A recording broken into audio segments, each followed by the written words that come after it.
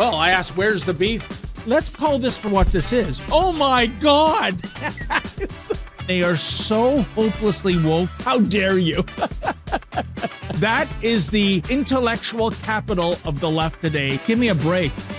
You are now watching the Daily Roundup. Good afternoon, ladies and gentlemen. You have tuned into the Daily Roundup on this, a Wednesday, April 19th, 2023. I'm David Menzies, and my co-host, well, let me tell you a bit about my co-host. Folks, do you know that today is National Banana Day? And right now she is obsessed with one thing. Will Justin Trudeau celebrate this day in blackface? She is the she-devil with a sword. She is the Khaleesi of Northern Alberta. She is Sheila Gunn-Reid. How you doing there, Sheila? And of course, I want to explain to everybody, the only reason I said that is because blackface thinks that's how he's supposed to portray a black person. There's the video evidence right there. He's got his banana. He's sticking out his tongue. Got his banana in his That's pants. the most offensive thing, as I've always said, sticking out the tongue. But this is how our Prime Minister perceives black people. What do you make of that, Sheila? It's Justin Trudeau being an absolute bigot. That's what he is. He thinks that women need diversity targets because we cannot achieve any sort of goals without help from the government. And he thinks that it's perfectly okay to wear blackface. And I have a friend who's like, Sheila, David always calls him Prime Minister Blackface and it gets on my nerves. So I thought I would mention it. So I hope you're happy now, Mike. But but it's just, it's Justin Trudeau with his, as you say, rules for thee, but not for me. Everybody's a racist. These are all things that we can learn from. And I'm like, what are you talking about? We can learn from. I've never done blackface. I don't have anything to learn from this guy. No, and Sheila, I think more to the point when it comes to rules for thee and not for me, that would apply to the mainstream media. If one decades-old photograph of Stephen Harper, for example, emerged. Could you imagine? Of him in black. We're still reading about it on the front page. Trudeau himself says, I can't keep track of how many times I put blackface on. And, it's a nothing burger. No, it's not a nothing burger. When it first broke in 2019, remember what happened? It was broken by Time magazine. And they went after the Vancouver source that gave them the photos, and they said to him, what was your agenda in releasing those photos of our Prime Minister? Yeah, the blackface wasn't the story. The expose of the blackface was the story. How dare they? Yeah, I think super producer Efren's already furnished it. I think, in fairness, this might have been brownface. He's an equal opportunity slur master, our Prime Minister. And there he is. He was a teacher at a school. Those are fellow teachers. Notice that the ladies didn't feel a compulsion on Arabian Nights night to, smear. Imagine all the black paint fingerprints he left all over those ladies. Like, the evidence would be everywhere, just exactly who he groped, because the handprints would be all over the place. But Sheila, as you know, whether it's blackface, whether it's groping, whether it's dressing up as a native Indian in India, that is, these are lessons for all of us. This is so cringy. This reminds me of Arrested Development when Tobias went all namaste. Look at. Can you believe he's still in charge? And again, part of that reasoning is the lack of due diligence the media is doing in hounding this guy. Like I said, if this was a conservative prime minister with all that baggage, he'd be still on the front page being pilloried on a daily basis. But enough of Prime Minister Blackface. Sheila, what is it we're trying to do? Yeah, say that. Mike's going to text message me right now while we're on air saying, Sheila, I told you to tell him to quit calling him Prime Minister Blackface. It gets on my nerves. So anyways, which I can't Mike control are we talking David. About here? You don't know him. But I'm going to say something that I think only I can say. I don't think they should have given us ladies the vote, because when I see Justin Trudeau doing the prayer hands and his silly wife just standing there looking all crazy in just making an absolute mockery of Indian costumes, being more Bollywood than Bollywood, as the Bollywood actors said afterwards, after they met him. I don't think they should have given us our vote, because I blame the ladies of Toronto. Like, I will give up my vote if it means a woman in Toronto doesn't vote. Well, I'll do that. Let's make that bargain, because us women in Alberta who care about like jobs, taxes, pipelines, affordability, gun rights, getting our agricultural products to market, we can't outvote the suburban housewives of Toronto who keep giving us this fool. Well, Sheila, I feel compelled to remind you right now, you might recall when we launched Generation Trudeau on campus and Generation Trudeau After Dark. We should reignite that this summer. Now that COVID's over, let's get you out there. Yeah, but the first Generation Trudeau on campus, in which we come up with a goof question. It's not real, but you'd think the brainiacs down at Ryerson, or whatever the hell they call that place now, or University of Toronto, you think they'd be smart enough. And I remember our first assignment was 2016. It was the 100th anniversary of women's suffrage in Canada. It was 1916 that women got the right to vote. And we brought out a sheet of paper. It was a petition against women's suffrage. And I think with the exception of one person, they all signed, thinking that women's suffrage meant violence against women. I would sign it. I would sign it because I know what suffrage means. I'll sign it twice. Not those brainiacs, but maybe you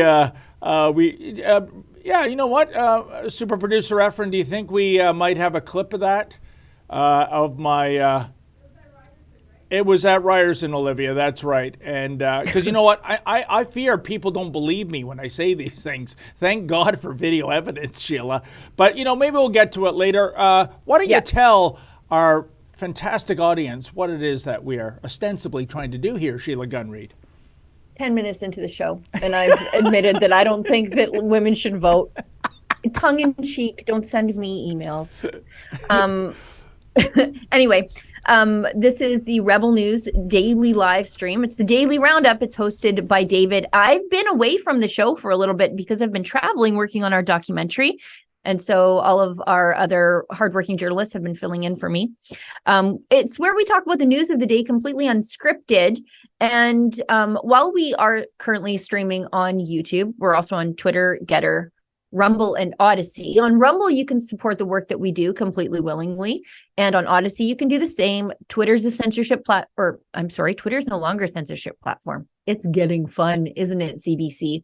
But YouTube is a censorship platform, and they've completely demonetized us there. So if you want to get involved in the show and chat with us, might I suggest you leave a paid chat on Rumble or on Odyssey. On Rumble, it's called a Rumble Rant. On Odyssey, it's called a Hyper Chat. And we also have a new fun way to get involved in the show.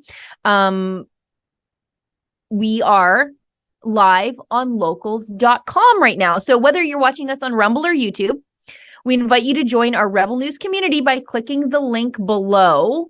Do we have the link there? It's probably below in the stream. So if you're watching us, then just go click it there. And we like Locals because it's a free speech platform where you can talk to each other, talk to us, share your thoughts and ideas, and stand up for our right to free speech without the fear of censorship or being deplatformed, either by big tech or by the government through one of their pieces of censorship legislation. You can access all of our free content there. And if you'd like to do a little bit more than that, help us keep the lights on, and help us get around the demonetization of YouTube, you can also find all of our premium Rebel News Plus content there too. So you'll get access to my show there, which I have to finish today because it's Wednesday. I started it yesterday. I'll finish it today. And Ezra's show, which also I'm filming today too. But it's his daily show, and you'll get early access to all of our documentaries and exclusive access to some of our behind the scenes content as we make the documentaries too. So it's really easy. Head on over to locals.com, join the Rebel News community today, and we will see you there. And I'm going to try to be a little bit more involved in Locals, where you can sort of get to know us a little bit better, and you'll sort of have more access to your favorite Rebel News people over there too. So I'm excited about us growing on locals.com. I don't understand anything that you just said. I know. It sounds That's good. why I did the ad read. Sheila, I've already got a text message in regarding what you just said on suffrage. Dear Rebel News, regarding Sheila Gunn Reid's position on suffrage, she is a misogynist. Yours truly, Dylan Mulvaney. Wow. Imagine our reach. That's a true story that I just made up, folks, by the way. I want to fight Dylan Mulvaney in the squared circle so bad. My money's on you. I do. There's a Foxy boxing I think you'd all like to see. Let's make it a handicap match. Sheila Gunn Reid solo against Dylan Mulvaney. And what was that guy's name? Buse? The guy that took a swing Young Buse. There's a score I'd like to settle to. Yeah. Oh, those two little soy boys. Our beloved Sheila Gunn Reid, she'd have no trouble wiping the mat with those two. So, Sheila, I guess the thing that's affecting most Canadians, or is it, is that the public sector is on strike. Well, not all of them, mind you. The remote workers are already having a hissy fit. In order to get strike pay, they have to actually get off their fat ricotta cheese candy asses and get on a picket line. And they were asking, oh, can't we do that remotely? You know, hell no, we won't scroll. No, if you don't get out on strike, you're not going to get your strike pay. So what I'm waiting for, Sheila, is a strike against the strike by the remote public sector workers. I wouldn't put that out in the realm of probability, but as you can see there we are, Parliament Hill. And, look at those deplorables. Oh, no, I'm sorry. Those aren't truckers and patriots. Those are federal service workers. There they are marching around. Given that Ottawa is kind of like the Borg home planet when it comes to the federal civil service, Sheila, you'd think there'd be thousands. You'd think it would look like the trucker convoy. But you know what? I think it was 5 degrees Celsius in our nation's capital today. So maybe a little too cold. Maybe we'll get more workers out in the month of May, perhaps. Too much like work for these people. Even show up for a picket line, isn't it? You know, my favorite part about these government strikes and government shutdowns is how nobody notices, because it literally doesn't affect your life if the government isn't working. This happens all the time in the United States, where they can't come to a budget deal and then the government shuts down and you're like, when? I didn't notice. Which goes to show that there are just too many of these people making too much damn money and taking home too many damn benefits. I forget where I saw it. Maybe we can bring it up. It might be on Cosman's Twitter page, maybe Ellie. But where they note that the majority of the jobs created during the pandemic, post-pandemic, when they said like, oh, everybody's going back to work, or, you know, we have this job creation boom, they were mostly in government, because it helped the Liberals artificially hide just how bad unemployment was by just going on an absolute tear in the public sector. The same thing happened. The NDP did that in like 2015, 2016 here in Alberta, where they just like ballooned the size and scope of government to hide the fact that everybody was getting laid off in the oil patch thanks to their job killing policies. So, you know what? Fewer government workers, don't threaten me with a good time. I hope you stay on strike forever. 100%. And Sheila, the main talking point is about their main demand, which is money, as much as they don't like to talk about that. But the union is pushing for a 13.5% retroactive increase in wages over 3 years. And the union head, Alward, he's justifying this by saying 13.8%. That's the rate of inflation over the same time period. I don't want to sound cruel, but I'm saying, so what? There are people in the private sector that have had no salary increase. In fact, there's been layoffs and, what was that called during the peak of COVID? Oh, yes, suspensions without pay for not getting the jab. So I don't buy that. They also don't want they want greater limits, that is, on contract work. So in other words, we want the, opportunity to have overtime as opposed to a subcontractor coming in and doing our work. And this is the one I love the most, Sheila. For cheaper, by the way. We wouldn't want somebody to do our job better and for less. Yeah. I've got a story about that I should tell later on. They want more anti-racism training. I hope they fire all these racists. Yeah, that's what I'm saying. I hope they fire all those picketing racists then. Yeah. Get out of there, racists. Who knew that the federal bureaucrat public service was full of Klansmen and neo-Nazis, Sheila? And I would say, if you're white, voters. voluntarily resign and let a member of the BIPOC community have your job. Surrender your privilege. Isn't that what we're all supposed to do, according to these anti-racism trainers, who, by the way, are the buddies of the union heads, all getting six-figure contracts, basically giving sermons of why you should hate yourself. Yeah, it's a neat little scam these racism trainers have. They go around calling everybody racist. And so then you're like, wait, maybe we are racist? Are we racist? And then their friends say, you know what we're going to do? We've got the perfect solution to this little racism problem here. We're going to hire the person who called you racist to train you how to not be racist. So it's like a snake eating its tail all the time. Can we go back to that? They want, I think it was $17,500 for an education fund for laid off workers. So if you get laid off because, I don't know, there's too many of you because you're not doing your job, because a contract worker can do it better and for less and probably faster. If you've been to the passport office these days, you know exactly what I'm talking about. Yep. $17,000 in education fund for laid off PSAC members. Unbelievable. And Sheila, also part of the demands is they want remote working enshrined in the new contract. Now, let's go back a couple of years. Remember, COVID was this mysterious infectious disease. Remember in the beginning in 2020, Sheila, we had to close down cities and restaurants and movie theaters. We're all huddled in. We're watching that propaganda stuff from China where people are doing face plants like Greg the Hammer Valentine after allegedly being infected by COVID. That was on all of us, eh? Which never happened. But COVID is over. It's over, Johnny, as Colonel Troutman said to John Rambo in that movie. And yet they want this to be permanent. What would be the reason for that, Sheila? We're now out of the woods.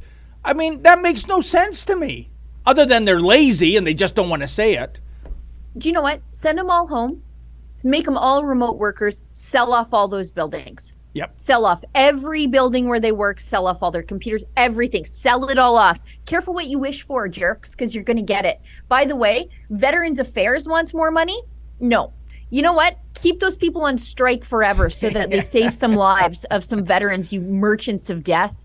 Dan Kelly, by the way, of the CFIB, he's back to being funny and normal, as opposed to somebody just asking for handouts during the pandemic instead of advocating for businesses.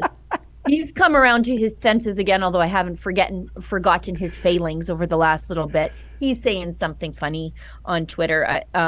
He said he just drove past my local federal building in North York. If it weren't for the PSAC flag, I might have mistaken the crowd for the normal line to get into the passport office. Oh, that's brilliant. And I know exactly where that is. That's Yonge Street, north of Shepherd. Yeah, I remember getting my passport renewed there a few years ago, even pre-COVID, Sheila. I think I packed a lunch and brought a lawn chair, given the line. And here's the question, though. As you mentioned, the federal service has grown exponentially over the decades.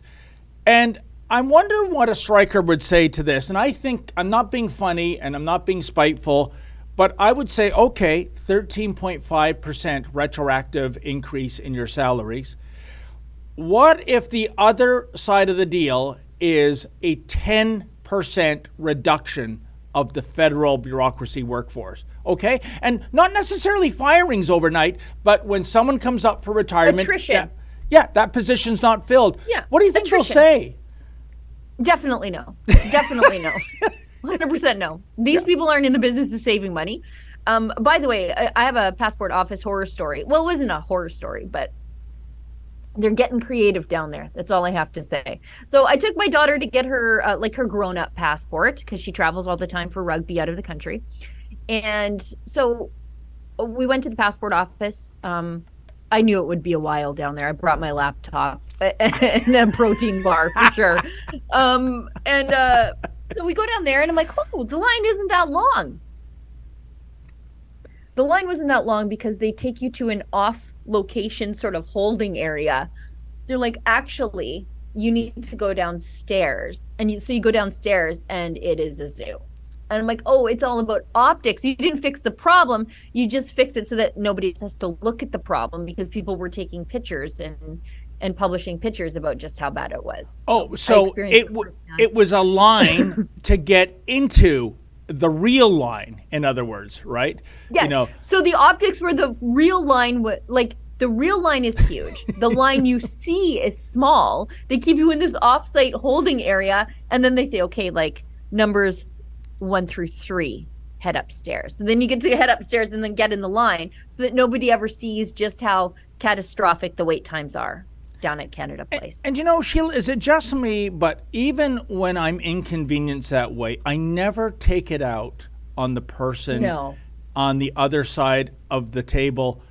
But why are they so miserable, right? Like maybe they've had some real sourpusses they had to deal with that day, but I'm always, hey, hi, how are you? How's your day going? Fine. They're just like so miserable, even to those who are, I mean, is there a special cat that, is attracted to the public service, Sheila? I don't know. I don't know. I try to be nice to them. I try not to take it. I save my ire for the politicians who put everybody in this position. But I don't feel like the government workers are saving their ire for their bosses. They seem to be taking it out on the public a little bit. Not great. But we have one, video from Justin Trudeau about what he thinks about the strike and whether or not he's going to invoke back to work legislation. Again, if they're on strike and nobody noticed, do we really need back to work legislation? I don't know. Anyways, let's roll that. Okay. Force public servants to go back into the office to work to you. What I'm saying right now is public servants, unions need to get back to the negotiating table right now. Why is it important to your government to force public servants to go into the office to do the remote work they've been doing for 3 years? Well, we are not negotiating in public right now. The negotiations happen at the negotiating table, but the reality is Canadians have every right and expectation to see the services that they expect delivered. We understand it's really important to respect labor rights, and there's a labor disruption right now. It's the first day. Let's make sure that while this is going on, we are at the negotiating table. That's where we expect both managers and unions to sit down and keep the hard work for Canadians. And What about back to work legislation? Yeah, Sheila. What's good? Sorry, hang on. No. Before we get into the substance, what's going on with his hair right there? Oh, he looks pretty roughed up. He looks like he's sleeping on his desk. You're sleeping in the car.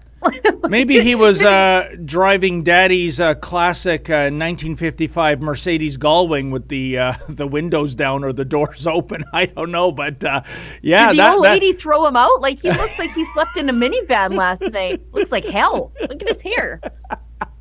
Oh, no. There'll be no sleeping in a de rigueur minivan for blackface. He's much more important than that. He's a Mr. $6,000 a night hotel room. Yeah, that's right. $6,000 a night hotel room, and your hair looks like that. Those must be some special pillows. Yeah, the butler got to the hotel room maybe by a minivan. That's the only minivan connection when it comes to blackface. But I love how he says we're not going to be negotiating this in public. Why not? It's the public service. The public, me, you, our viewers, all Canadians. We're the shareholders, i.e. we're the taxpayers. What's to hide? Yes, negotiated in public because we are the ones paying you, the government. Yeah, the public is paying for it. Exactly.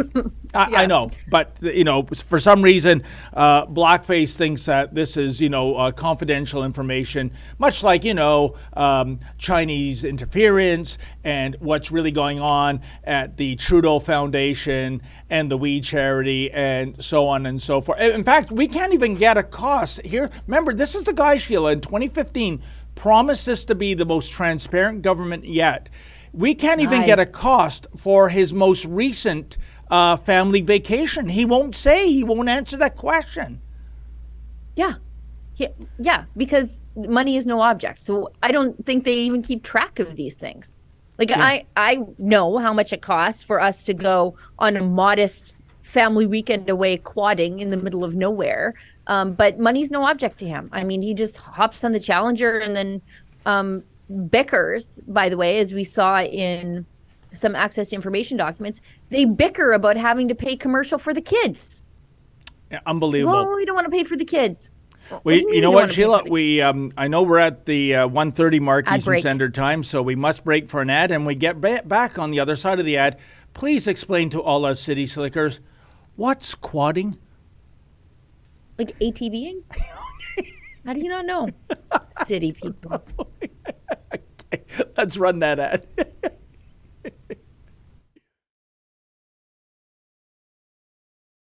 This is a brain problem. It's not an attraction problem. It's such an isolating addiction. So they get community and they start to get better. Because looks aren't the issue. The issue is an addiction, and you're conditioned to clicking and searching for shocking material. Prostitution, the sex trafficking, the rape, the incest, all of these things are interconnected in a seamless way.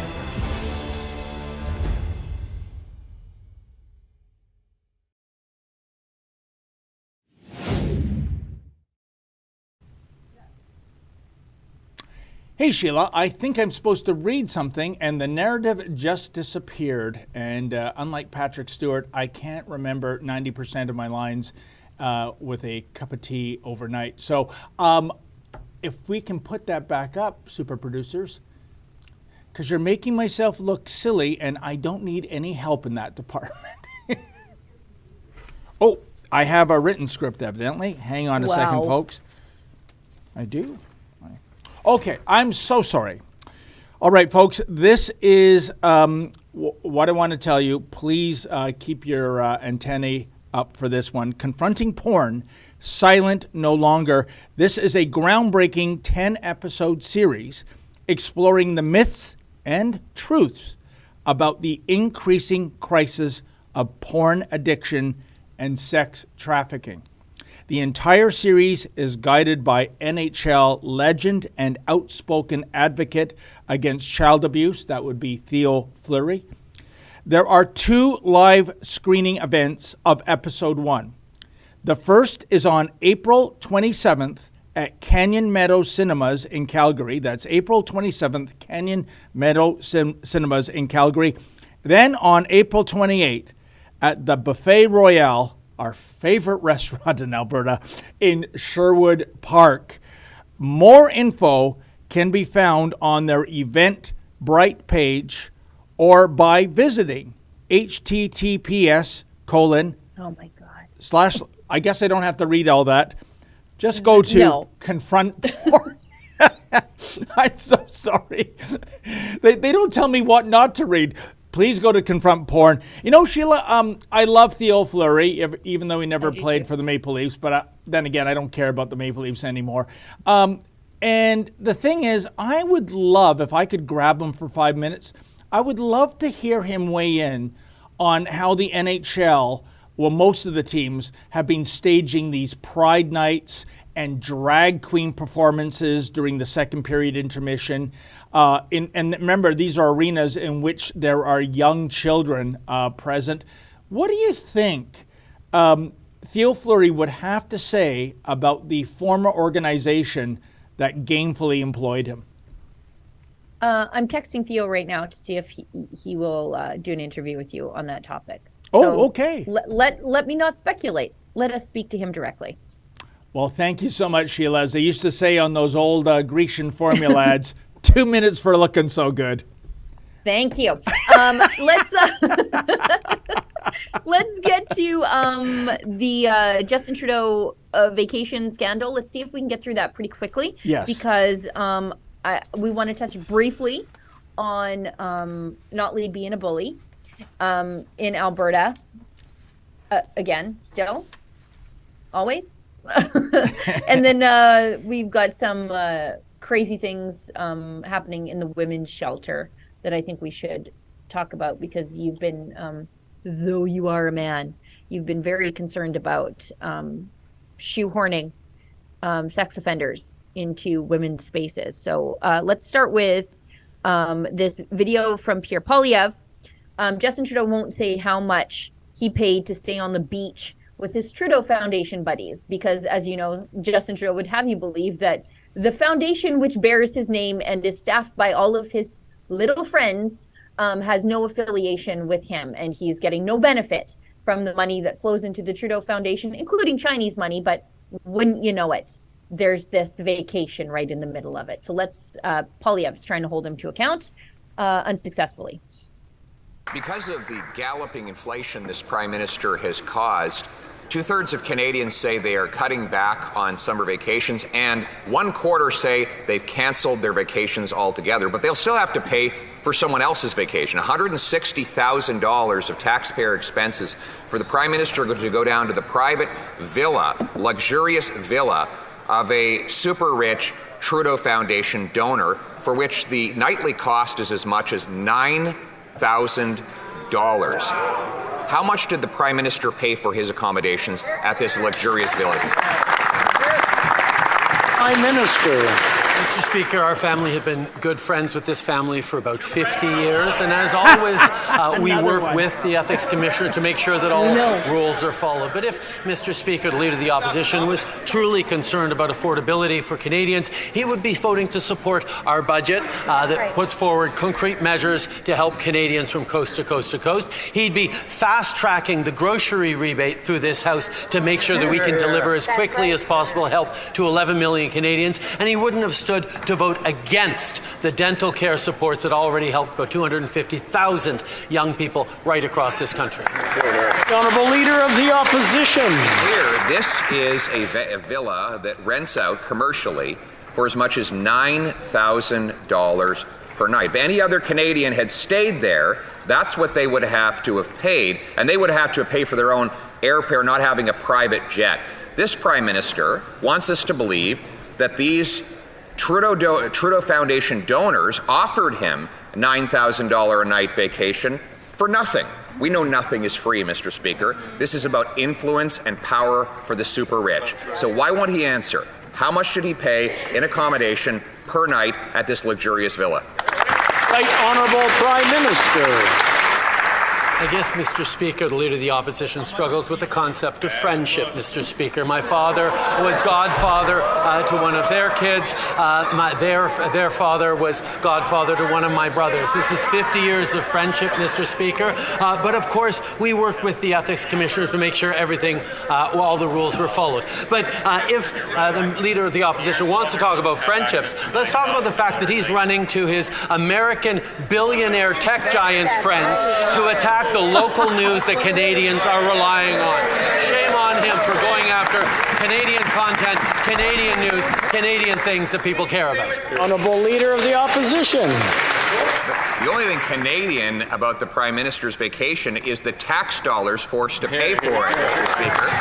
But he refuses to answer the question. He knows that there's these powerful interests are buying influence, while making the Prime Minister more out of touch with the people on whom he is imposing his inflationary taxes and deficits. This is consistent with having already been found guilty for taking a $250,000 vacation from a billionaire that was seeking a government grant from him. If he's got nothing to hide, will he tell us, did he take these $9,000 a night villas for free? Wow.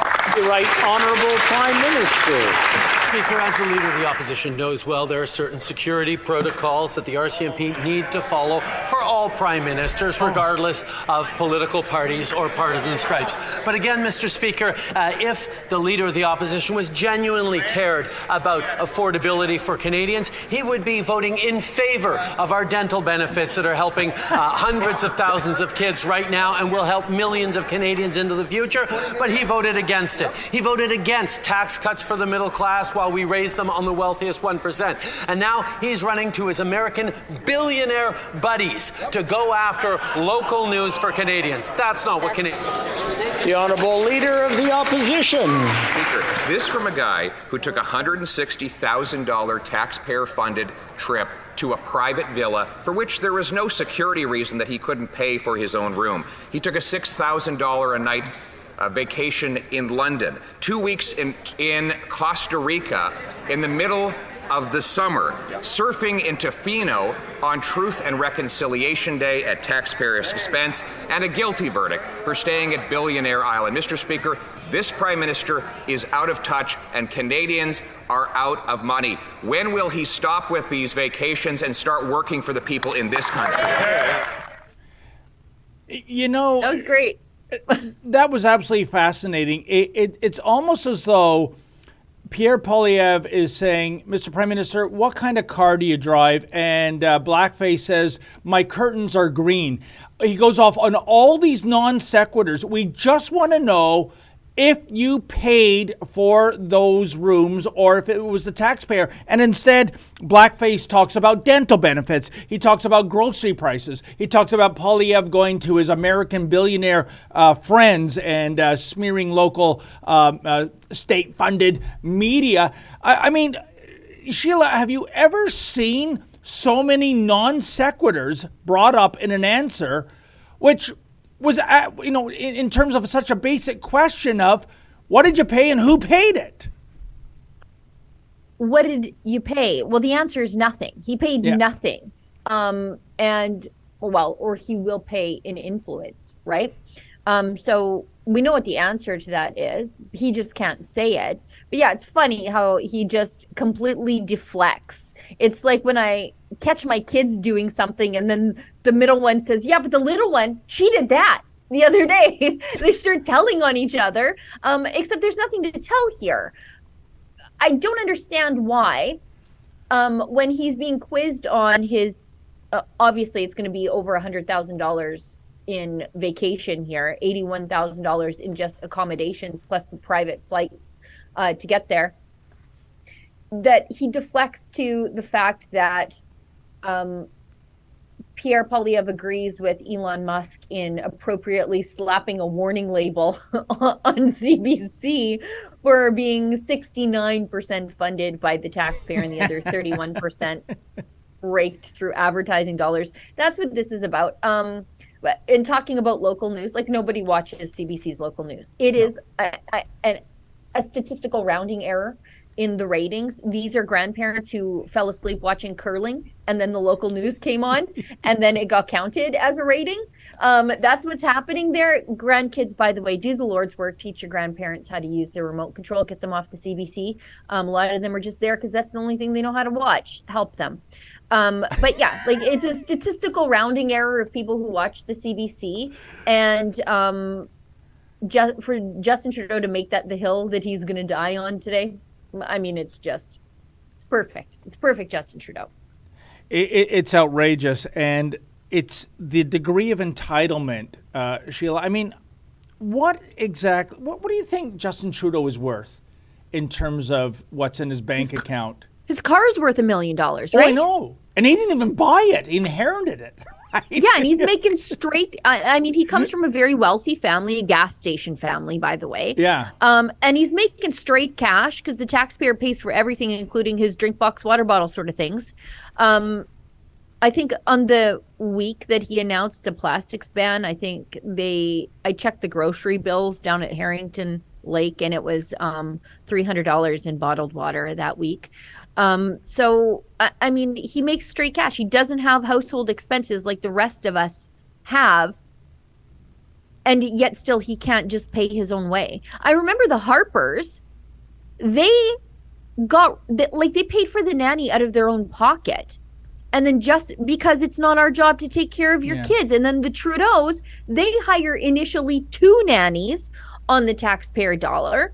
When that comes to light, then they jettison one and then bring in Maggie Trudeau as the other nanny. Now, I don't think they're paying her, but they're paying her way for a lot of stuff. That woman is everywhere on all of their vacations. So, I mean, just pay for your kids. How hard is it? What an unreasonable expectation it must be for the Canadian taxpayers to say, excuse me, infinitely wealthy Prime Minister, would you mind paying for your own kids? Like, imagine if Donald Trump was making the taxpayer pay for his children if they were young, small children. People would be outraged. They'd say, you're worth a lot of money, pay your own way, families are struggling, don't do this. But not Justin Trudeau. He's so entitled, but he grew up that way. You know who my heart breaks for right now, Sheila, is Bev Oda. That lousy, stinking $16 glass of orange juice. Because she was cool. I mean, that's not even a rounding. Bev Oda's biggest crime was being cool.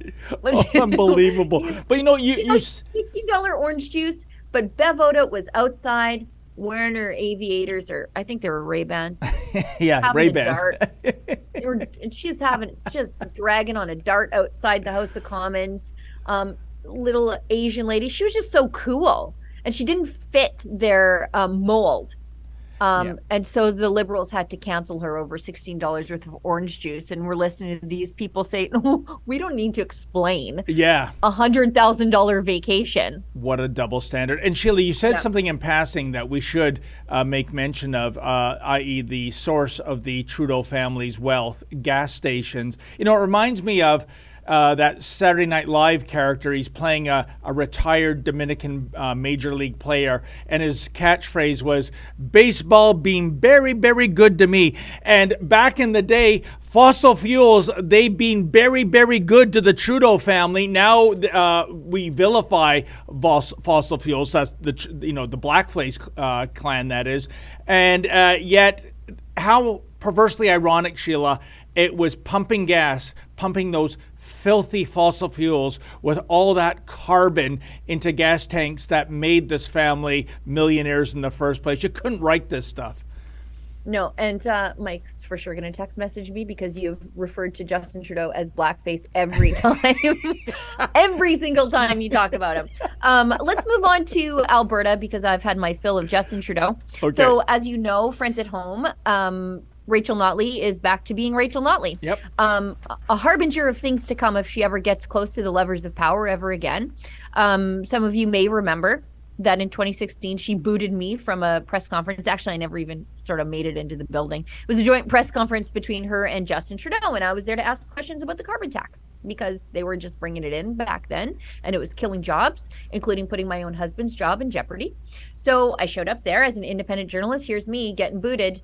By the way, I hold no ill will against the people who booted me out. Those legislature sheriffs are great guys, always friendly.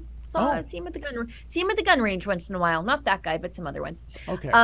He doesn't come across so good in the way he dealt with you, Sheila. I gotta tell you. He's fine. I wasn't mad about it. Okay. It's the censorious thugs above him. You know, whatever. Yeah. I'm not mad at that guy. But they booted me out. We had to have an investigation, which stemmed from that, and the report that came out was called the Boyd Report, written by Heather Boyd, who incidentally went on to work for the government after the fact. What a scam. Anyways, that's what Notley did. She was told, like, look, it is not your job to determine who is or isn't a journalist. It's the legislature press gallery who determines access to the legislature. So they had a witch trial for me and said, no, you can't come. So we said, no, we'll just get accredited through the Speaker's office. So Rebel News is accredited at the legislature. We just go through the Speaker's office and not through our competitors or the people we're critical of. Like, think about what an outlandish system that is. The people who you're being critical of, they get to determine if you get to ask them questions, or your direct competitors whose terribleness provides you job security every day, they get to determine your access. No, thank you. We'll just go around all that. So that's how we're accredited at the legislature. But Notley the other day, who wants to be the next premier and who wants to reignite her censorship, She booted our journalist, Alex Dhaliwal, and Kian Bexte, who is now at the Counter Signal. And technically she didn't boot Western Standard, but they got into the press conference, but then were not allowed to answer questions and were called, I think, racist or misogynist or something. I think they were called homophobes and transphobes, if I recall properly. Okay, homophobes and transphobes, maybe. It would be hard to call Alex Dhaliwal racist. As you can tell, he has a very ethnic sounding last name, but these are the people of the same political ideology that calls Drea Humphrey a white supremacist. Yeah. So you never know what these people are going to do. But Sheila, as I mentioned, sure. Go ahead. No, as I mentioned, Tamara Ugolini, why don't we fight fire with fire here? If they're excluding Alex, why don't we call Rachel Notley and her party a bunch of Islamophobes? Darn right. Yeah. Darn right. They're racist, obviously, against Islamic journalists who don't fit their narrow viewpoint of what Muslim journalists should look, feel, and believe. Unbelievable. We've got a petition. It's at notleyisabully.com. You can sign it there. We'll make sure that she gets it. But I welcome this reminder of just how awful Rachel Notley is. People have short memories. There are a lot of new people to Alberta, by the way, since our economy is booming and we have inward migration into this province.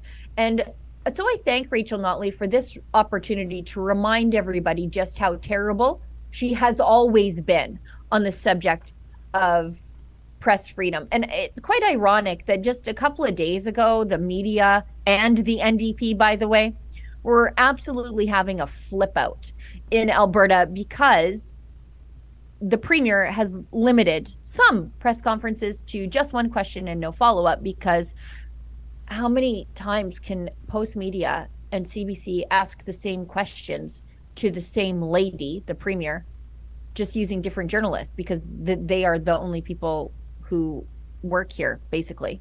And so they're having a flip out. The NDP have said this is an attack on democracy and blah, blah, blah, blah, blah. And then Notley, like 72 hours later, frog marches a bunch of independent journalists out. And I see today or the other day, Efron, you might be able to find it on my Twitter account, where Notley is bragging about taking questions, multiple questions from all kinds of journalists. And it's like, what is wrong with you? It's part of the job.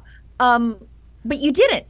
You don't. You literally removed all the journalists who would ask you a question that would catch you flat-footed. So yeah, it's really easy to answer puffball questions all day long because the people who are going to ask you tough ones, you threw out. Oh, you and hypocrite. Sheila, if I may add in here, with the mainstream media going ballistic over this one question only policy by Danielle Smith, and that's an attack on democracy, an attack on freedom of the press. Where were these mainstream media people during the parliamentary press debates in 2021, where we needed a federal court order to get us in, and we were allowed in? And what did we get from the likes of Jagmeet Singh and Blackface whenever Alexa Lavoie or Tamara Ugolini tried to ask them a question, rather? I will not respond to your organization. In fact, Blackface went further, saying, I wouldn't even call Rebel News a news organization. Where was the outcry of us being banished and silenced, even though we had a court order to be there? That's what I'm wondering about, Sheila. Well, that's the thing. And like all these journalists, these ones who decry the one question rule, or the ones who bawl about mean tweets, or the like cigarette style warning label that Elon Musk has just slapped onto the CBC. They're whining about that, but they stood there and said and did nothing. As independent journalists were banned from a press conference. They literally had the opportunity to take a stand for press freedom, regardless of whose press freedom it was. And they did nothing because they don't believe in these things. They believe in their own comfort. That's the only thing they care about. You know, they don't understand the definition of freedom, do they, Sheila? I mean, no. Part of freedom is putting up with comments and questions, as the case may be here, that are distasteful or impolite. And the solution is not to ban. The solution is not to censor. And once upon a time, journalists would stand up for competing journalists being bullied around by that, like that, but no more.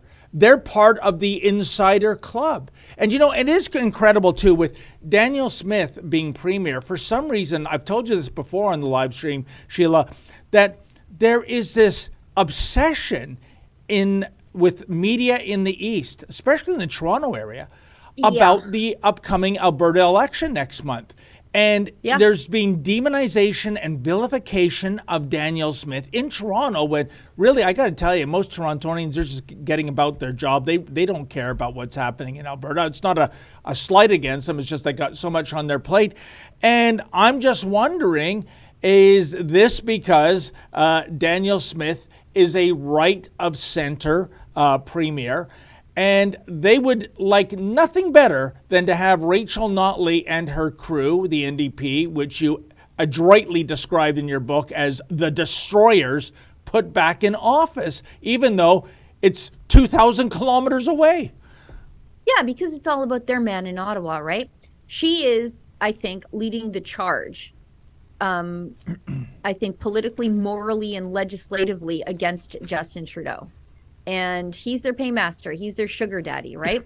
And so they have to protect him at all costs. And she is seen as an enemy to their man. So, of course, they're going to vilify her in the GTA as this wicked witch of the West because she's mean to their boy, Justin Trudeau. So she's got to be the bad guy. And we know from 4 years of Rachel Notley, she rolled over for him and let him do whatever he wanted to Alberta. And even now refuses to stand up for Alberta jobs against Justin Trudeau. She was against the Sovereignty Act here in Alberta. She said that it would kill jobs. like she cares about killing jobs, by the way. But I mean, like she'll do whatever Justin Trudeau wants. He was bringing in a carbon tax and she said, yeah, us too. Yep. On everything. So, yeah, that's why they vilify her in the GTA. And Sheila, given the 4 years of Rachel Notley, I can't even believe, if this is true, that the Alberta election is up for grabs. I mean, as it's been described to me, Edmonton is a write-off. That's going to go NDP. The rural ridings are going to go UCP. And basically, the balance of power might be decided depending on how Calgary goes. Is it really that close?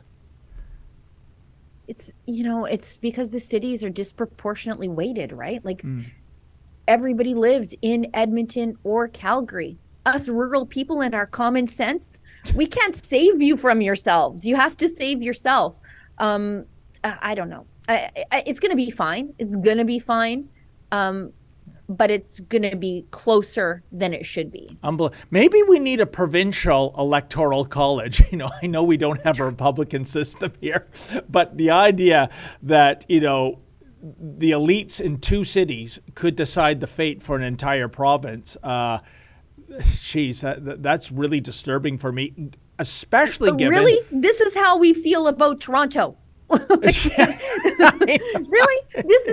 It doesn't surprise me because this is what I live with during every election, both locally but also federally, where some far-flung elite somewhere that is completely culturally incompatible with me is deciding how I have to live my life.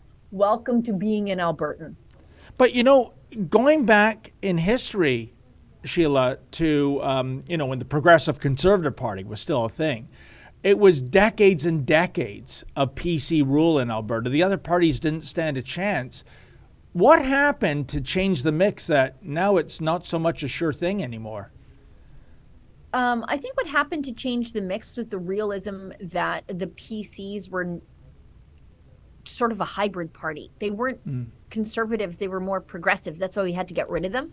And eventually they moved so far left over those 4 decades and just the absolute cronyism that everything was connected to this party. It almost became, not in tyranny, but everything gets connected to the Soviet party, right? Yeah. Like it touches everything. It's involved in all the law firms. It became almost impossible to find somebody to sue the government on your behalf because so many law firms had done business with the government. It was so big and so long that it touched everything. And it had been it had, as things do over the course of time, institutions, it got pulled left so that there wasn't a lot of daylight between the NDP and the edge of the PCs on a lot of issues. And I think some of that support that was in sort of the left side of the PCs, that has gone to the NDP. I don't think the political landscape has really changed. It just has been renamed. So the old chestnut is true then, Sheila. Absolute power corrupts absolutely, doesn't it? You know, 100%. Unbelievable. Sheila, before we go on, do we have some super chats that we must get to? Yeah, let's show this video of Stephen Harper, though. He's been dusted off. Oh, yes. not that I'm sad to see it. I like to see him. And that he's a cat dad now. Anyways, Stephen Harper, unsurprisingly, endorsed Danielle Smith last night. I think I got a text message about it from Stephen Harper on behalf of the party. Let's show that. It's kind of fun to see him again. Alberta's been through some tough years since 2015, but the economy is finally hitting its stride again and employment is booming. Yet that could all be derailed if the Notley NDP wins. We've seen what they've done before: job killing, tax hiking, anti-energy policies leading to mass layoffs, business closures, and recession. It took years to recover from the last NDP government. We can't risk going backwards again. Vote for Alberta. Vote Conservative. Alberta's been... And Sheila, you see him again. Well, it's great. But what Mr. Harper just said puts an exclamation point on my previous question to you. Rachel Notley and her destroyers, they're not an unknown entity. It's not a matter of, let's give these guys a chance, see what they can do. You gave them a chance. And it was disastrous, right? You know what is behind door number 2 if you're a voter in Alberta. What makes you think they're going to change their colors? I don't know. That's the thing. Like there's this threat that we might fall into collective madness and reelect them again, but I don't think we will. I just think back to those days where every day I would dread opening up my phone and seeing 800 people laid off at CNRL. Oh, I remember those days. Yep. You know, or like ConocoPhillips pulling out of Canada. Yep. Or like it was just every single day. It was like you, as an oil patch wife, I felt, I don't know how to describe it. Survivor's guilt, I guess, might be the right term, where everybody around me, their husbands were being laid off, being sent home. They didn't know if it was when the next paycheck would come, if work was ever coming back. Some of them were leaving the country, to go work in some of the more investment-friendly places of the world, like Saudi Arabia and Kazakhstan, as far as the oil patch goes. I started to feel bad because my guy wasn't getting laid off and everybody else's was.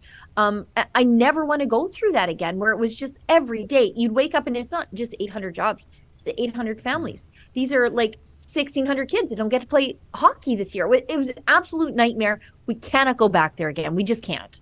Yeah, and if anyone out there is believing Rachel Notley that trust us, give us a second chance, we've learned. Just think back to those old Peanuts comic strips, you know, where Lucy is holding the football for Charlie Brown to kick.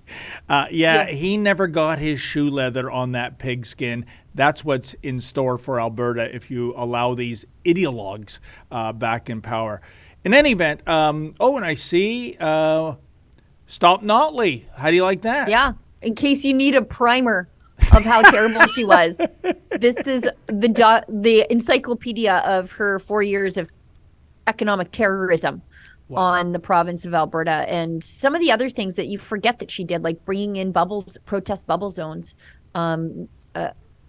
to hinder nuns and grandmas from silently praying across the street from abortion clinics. Now, whatever you think about abortion, a nun silently praying the rosary across the street on a park bench should not be a crime, but it is here in Alberta now. Well, we know that the mayor of Calgary just loves that idea of picking and choosing who gets to 100%. protest in the public square, right? Yeah.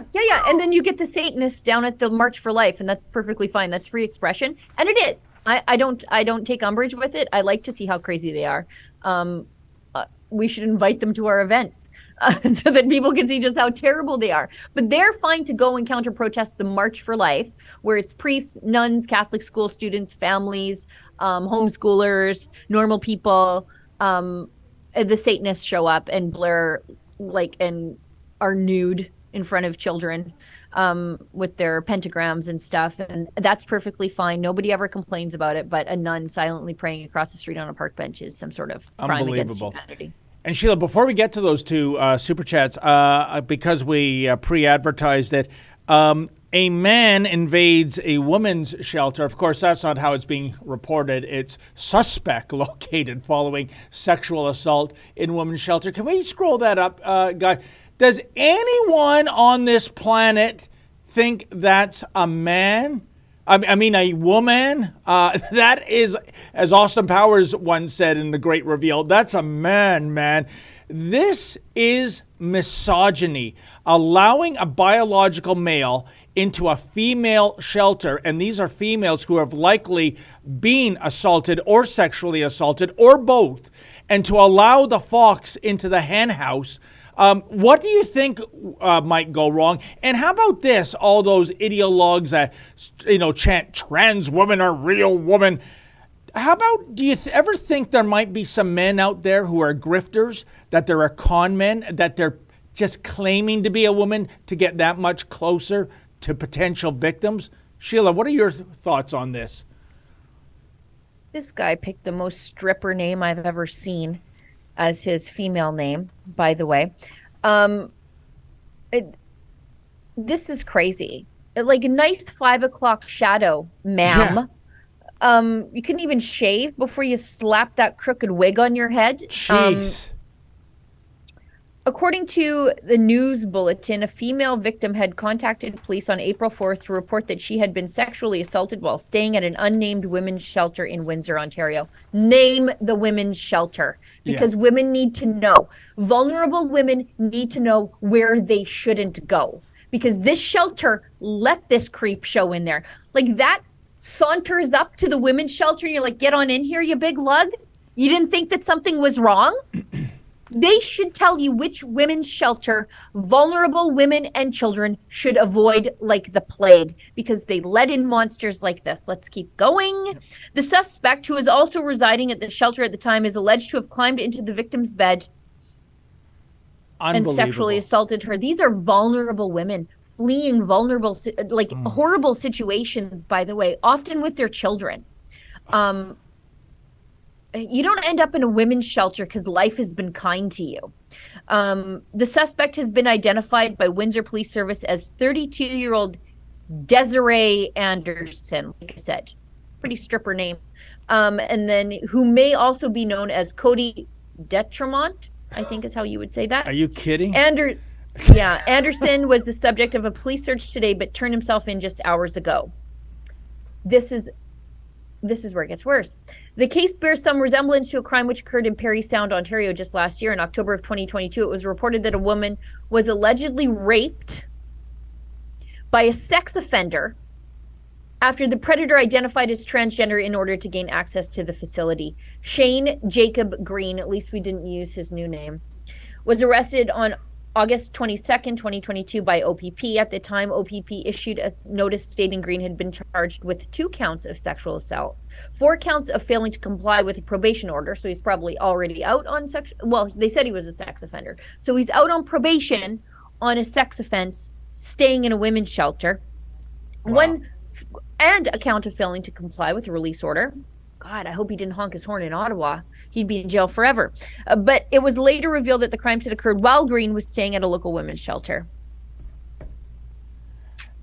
Despite Canada's vast size, there is only one known single-sex shelter in the country. Vancouver Rape Relief, and I know these guys have been in trouble for saying we won't take the transes. Located in BC, is Canada's oldest rape crisis shelter. It was stripped of its city funding after asserting it had a right to provide services to females only. Trans activists successfully lobbied the city government to take the shelter's funding contingent on accepting males who identified as transgender. So they would rather have female rape victims out on the street with their children than provide these women a a women's only space where they can feel safe. These people are absolute monsters. You know what, Sheila, as I've stated in the past, if you're a guy identifying as a woman or vice versa, you're out in suburbia, you're just living your life, I you're don't going care. about your, I don't care. We're all about freedom. It would be wrong make for me us care. to say you cannot do this. Hey, I love Halloween too. I just don't celebrate it 365 days a year. I just don't want them Yeah. to make me care. And when they strip the funding from women's shelters so that fewer women and children can get the help that they need, now I care all of a sudden.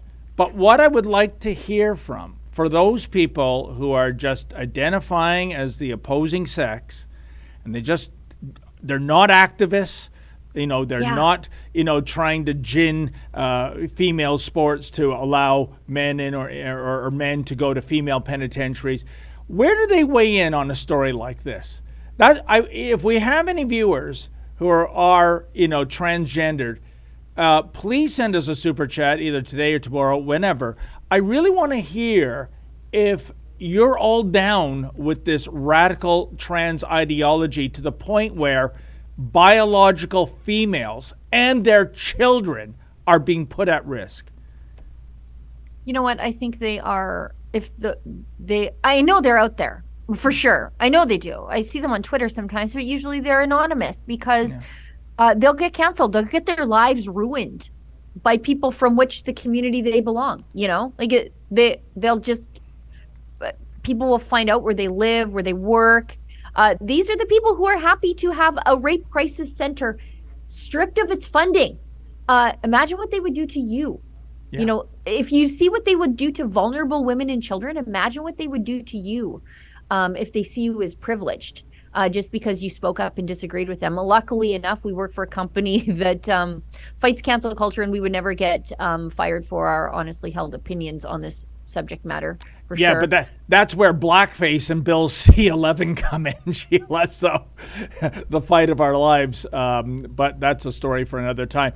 We better get to those super chats, my friend. Yes, sir. I'm just scrolling down to them. Freeze Rick Bernie. I say it every time he super chats. He's a Fight the Fines recidivist from Hamilton, Ontario, and a lover of the caps lock. Actually, he's a Fight the Fines victor, by the way. We helped him beat those protest tickets. Excellent. Gives us $5. Unacceptable in person, April 21st, Hamilton, Ontario. The Zoetic Theatre, April 22nd, Windsor, Ontario. 2001 Spring Garden Road, April 23rd, Niagara, Ontario Central Community Center, April 24th, Peterborough.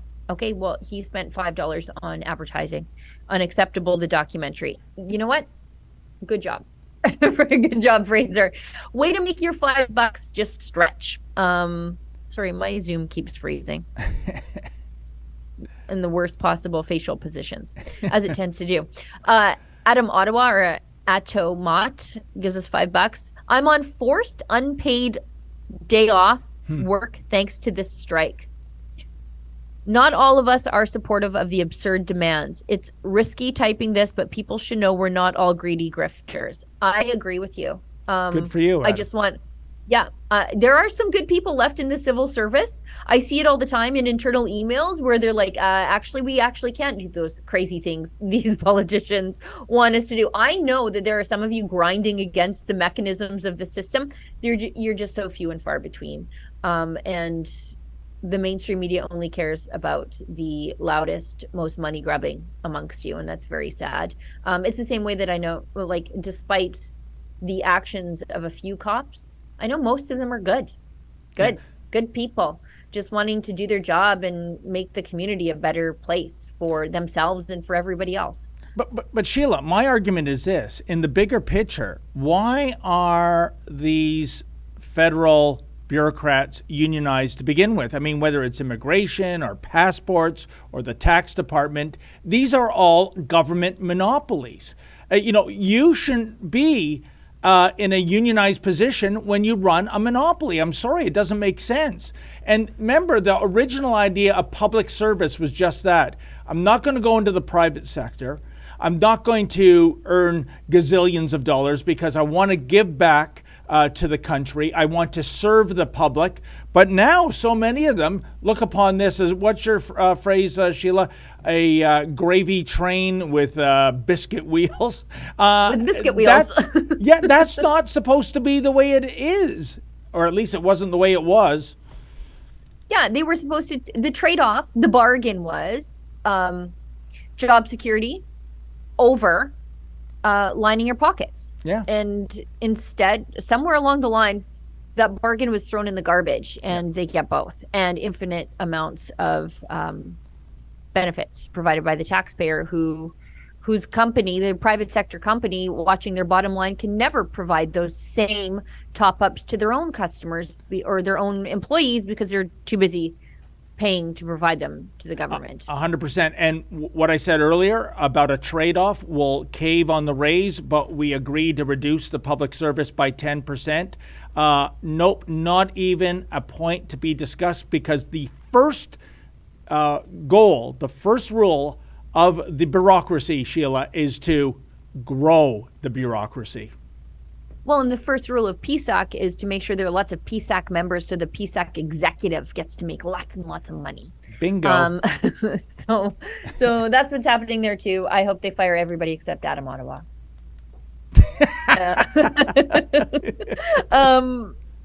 Let's go. We got one more from Fraser McBurney, and then I have to. I don't know if I'm supposed to be in a meeting right now, but I have I'm hosting a lot of things today.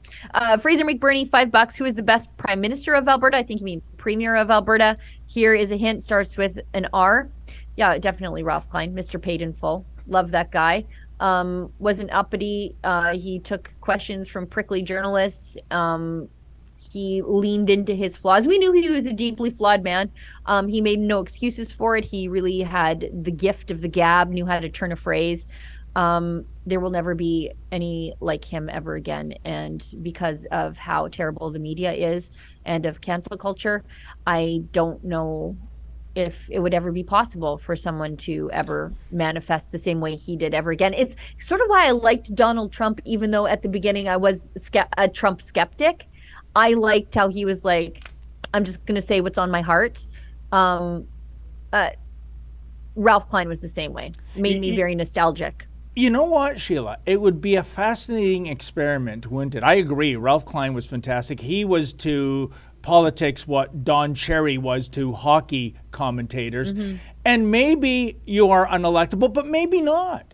Maybe, saying what you mean and mean what you say, will bring people out there. I mean, 2 elections ago, Ron DeSantis became governor of Florida by the skin of his chinny chin chin.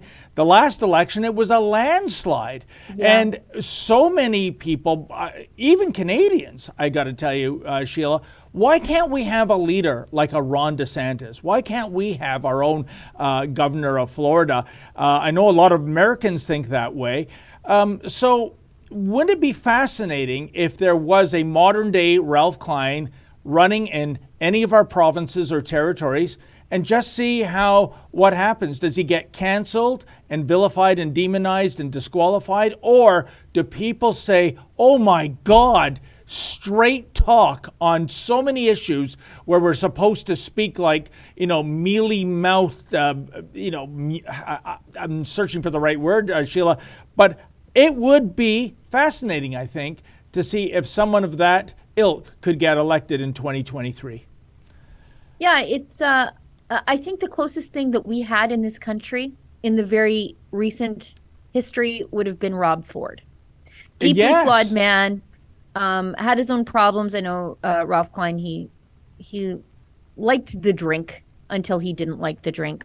Rob Ford, he had some substance abuse issues, Rob Ford had some substance abuse issues, but he spoke what was on his heart, and he spoke for the little people, and he called out the size and scope of government. And I think he is the closest, I think, that we've had since we lost Ralph Klein.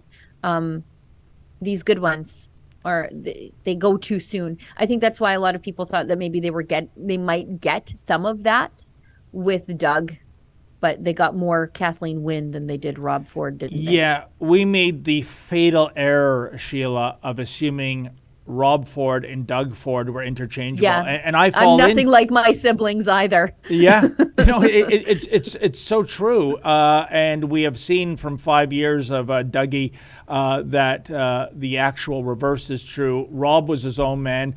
Doug is being manipulated by puppet masters, and he dare not bark back at them. It's so sad.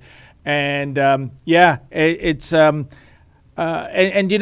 whether it's Rob Ford or Ralph Klein, Sheila, yes, they had their vices, but as the saying goes, show me a great man or a great woman, and I'll show you a flawed man or a flawed woman. No one's perfect. And the same hypocrites in the media that actually camped outside Doug Ford's personal residence, if this was happening to somebody on the left, they would be outraged that you vilify someone who is an alcoholic or who has drug abuse issues. They would go crazy. They would say that's like mocking a handicapped person. But when it was Rob Ford, oh no, everybody into the pool. Let's lambaste this guy. There is no conclusive science, Sheila, that being under stress brings about cancer. I think it is something. I think it is a contributing thing. I know it's not yet to be definitively proven, but I think that's what did in the late, great Rob Ford, to tell you the truth. Yeah, I get a real tough time listening to people prattle on about Rob Ford's problems when now they are the same people who are pro-legalization of all hard drugs. Like, they're the very same people, and they can't even see their ideological inconsistency. If you've ever had one of my books signed by me, might I suggest, by the way, you go to stopnotley.com and buy that book. Albertans, if you need your memory refreshed. I always sign it with a Ralph Klein quote, and I always take one or two depending on how cheeky I'm feeling. There's one, where he says that Edmonton is a nice city with too many mosquitoes and socialists. But my favorite one. What is worse? On the nose. They're both bloodsuckers after all. It remains evergreen, by the way. But I always he had this love of the province that no matter how bad things were or how much you needed to buckle down and cut back and shrink government, or that there were hard times ahead for Alberta, or that we were gonna fight with the feds on anything. Back then it was the weed board or the gun registry. But the quote I always sign my book, 90% of the time sign books with, is, "This is a province rich in blessings and hope, and the best is yet to come." And I always sign that in the Stop Notley book or in the Destroyers, because it was a hopeful message that bad times make good people. And we built this province out of nothing. Nobody wanted to live here. It was terrible. I look around sometimes, I'm like, they did have to give the land away for free when it's like minus 45. But we're hardy people, and he truly believed that about us, and that's who we are. And it's sad. It's sad we'll never see anybody like him or Rob ever again. Well, there you go, folks. The province of Alberta, according to Sheila, we built this province out of nothing. And according to Jefferson Starship, we built this city on rock and roll. So that's what sprung to mind, right? Toronto's the worst. I think that was, and I think they were speaking of San Francisco. If they were to compose that song today, I think that song came out in 1985. What would it be? We built this city on no, there's just too many bad words to put in there right now. San Francisco. We built the city on heroin and hobo squats. San Francisco, nice city, destroyed by progressive policies. That's true. Yeah, at least it's not Portland yet. Oh well. Okay. Is it not Portland yet? How is it distinguishable from Portland? The View, maybe, I guess. I don't know. It's I guess it's death by hanging or lethal injection. It's the same result at the end, I suppose. Sheila, I think are those all the super chats That's it. that we have? Yeah, we gotta go. I got stuff to do. Oh, of course. You're so busy, and we love you for it. Well, folks, thank you so much for tuning in. Thank you to my beloved co-host, Sheila Gunn Reid, and our super producers, Efren and Olivia. And a special thank you, of course, to all of those who gave us a donation. We greatly appreciate that. I'll be back in this seat, I think, with Sheila Gunn Reid.